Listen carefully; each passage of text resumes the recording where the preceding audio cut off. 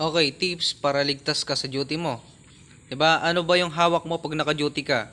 Una, duty detail order mo, naka-include doon kung nasan yung post mo, ano yung location. Saka nakalagay diyan sa duty detail of order. Duty detail order. Anong nakalagay diyan? Pwede kang mag-escort.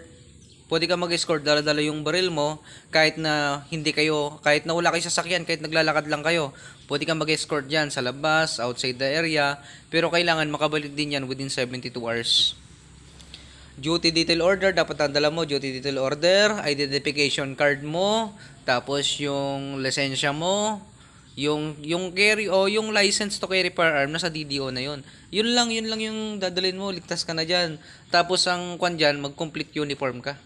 Ang security guard kasi na may hawak ng baril ay complete uniform. Alam niyo na yung complete uniform 'Di ba? May necktie, may collar pin, kompleto yung mga paraphernalias, yung belt natin, yung mga patches, ganyan, piercing cap, kompleto lahat. Kasi pag mag-carry of firearms ka kasi pagka naka-uniform ka na kasi, ang symbolize kasi ng uniform is trust, 'di ba? Pinagkakatiwalaan ka.